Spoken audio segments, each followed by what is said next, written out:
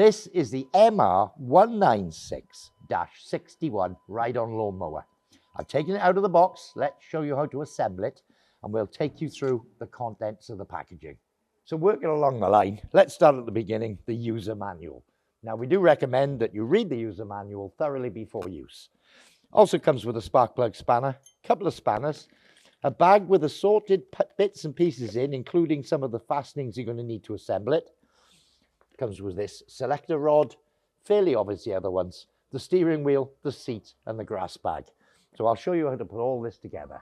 Okay, so we'll start with the most important part, fitting the steering wheel. So it's got a gaiter. We'll just put that loosely over the outside of the steering wheel first. And you'll see in the end of the steering wheel, it has a hole through this shaft, and matching that hole, let me just turn it, you can see a matching hole here. So the principle is, if I put the flat part of the wheel at the bottom, we need to line up these holes. Now, this particular mower has a nut and bolt. Not all of them have a nut and bolt. Some of them have a roll pin or spring pin to assemble it, which needs to be hit in with a hammer. This particular one has a nut and bolt. So I'll take a 10mm spanner. There's a nylock nut. I'll just screw the nut into place. I do happen to have a 10mm socket, just makes it easier. And there we are, that's the nut and bolt in place. And I can slide the gaiter just down back in there, into the top. That's the steering wheel fitted. I'll slide this selector stick down in, just eyeball through the hole, put the smaller of the two bolts in, hold the nut on the back, and do it up with a screwdriver. So the next thing I'm going to do is fit the seat. So I've got the 4 bolts that are in the bag. They go through from the underside of this plate into the seat. So we'll do that next. Okay, so with 1 bolt in, I'm just going to start the 4 bolts loose to start with. And then we can look at adjusting the seat position. I'm not particularly tall, and I find that pretty much this sort of distance back, somewhere in the middle, is ideal for me. You might find if you're a taller person that you need to slide the seat further back when you're doing this. But it can be adjusted at a later stage. You'll find out what's most comfortable for you or for the people who are operating it most of the time. So let's just set my ratchet the right way. And I'll tighten down the 4 bolts. So if you're mowing the lawn, doing what you're doing, cutting and what have you, and you should fall off the mower, if you're off the seat, the engine will stop. And that's something we need to test a bit later on, just to make sure that's working. It's a good safety check when you're running the mower, but very easy to check. I'll show you how to do that later. And of course, if you've got the handbrake, well, it's actually a locking foot brake switched on. It bypasses that. So that does allow you to lift the seat up to start it with the recoil, should the battery be flat. To lift the hatch, which you won't have to do very often, is to unscrew the red hand wheels. So I'll unscrew the 3 of them, and that makes it a lot easier to lift the lid. But only when you're checking oil or doing an oil change or doing servicing would you need to lift the hatch completely up. So with those 3 removed, okay, let's just put that a bit further back. I can now access the hatch. So I've actually left my pigtail in the groove here. Let me just take it out. I'll explain that in a moment. Now, the specification for the engine is 600 millilitres of engine oil. So it does come with this 100 millilitre syringe here, which can be used to measure the engine oil. So you can place the syringe into your oil pot, fill the syringe up 100 ml at a time, do that 6 times, and you'll be about right.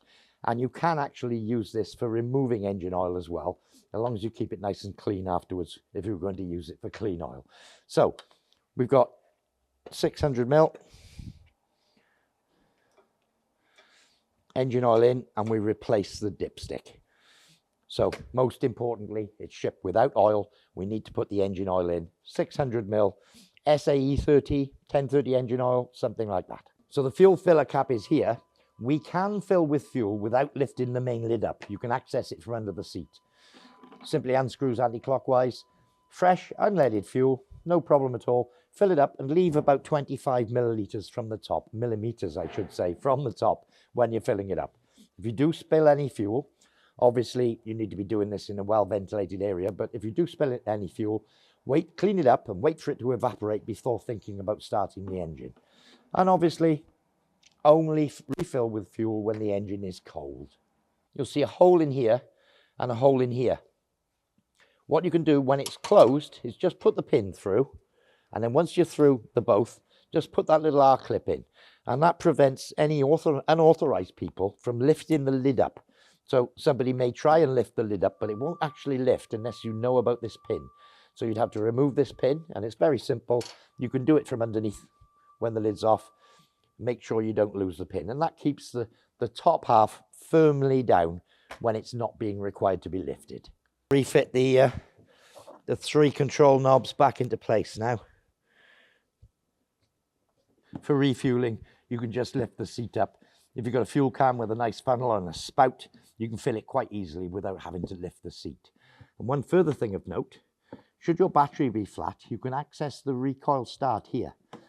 And you'll see a little pigtail down here where that can just be located there, ready for use should you need it.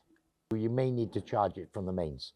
So simple 13 amp inlet, plug the charger into there, plug it into the wall, switch it on, and your battery will charge.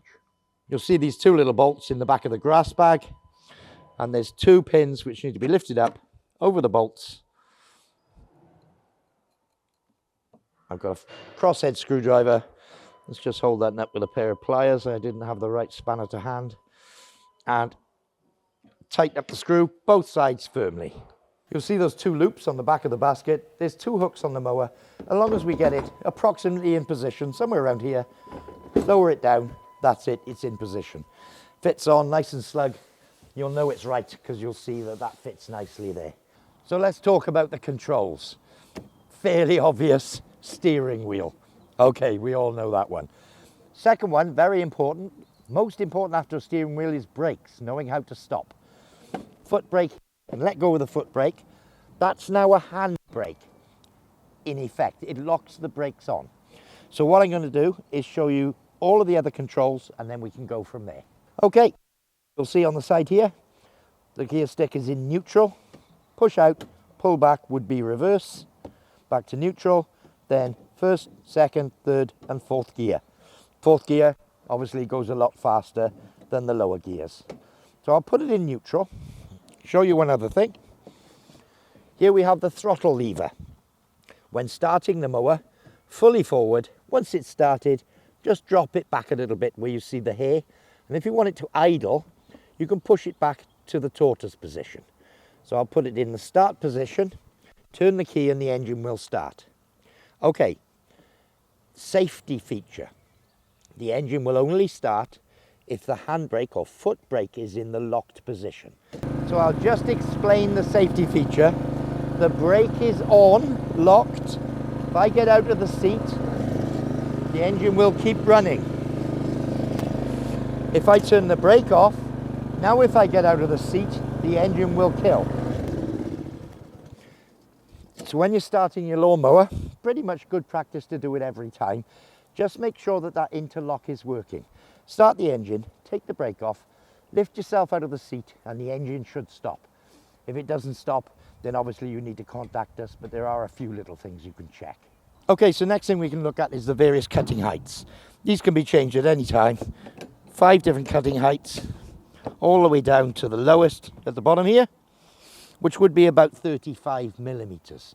But it does actually cut lower than that, but 35 is the nominal size. So obviously, anywhere in between 35 and 75 millimeters, depending on how long your grass is that you're going to cut. Now to engage the cutter, it's almost a stirring motion, so I'll show you. So what I do is out that way, forward and back in, and it locks in that position. To remove it, to the left, back to there, and that switches the blades off. I'll start the engine and show you. Okay, so engage the cut. Here we are, and it's cutting. I can adjust the cutting height. To disengage, that's the cutting disengaged. So I did mention, if it doesn't cut out when you get out of the seat, What I have seen, but very rarely, is when everything's been assembled, if any of these wires have come off, let's say for instance, I do have to physically pull them off, come off the little contacts, just make sure they are back on. 9 times out of 10, if that's not working, that's what it is. So it's always good to check that your seat safety switch, when you get out of the seat, that it is working in the way I described. I've been Adrian, and for more information, just check out our website.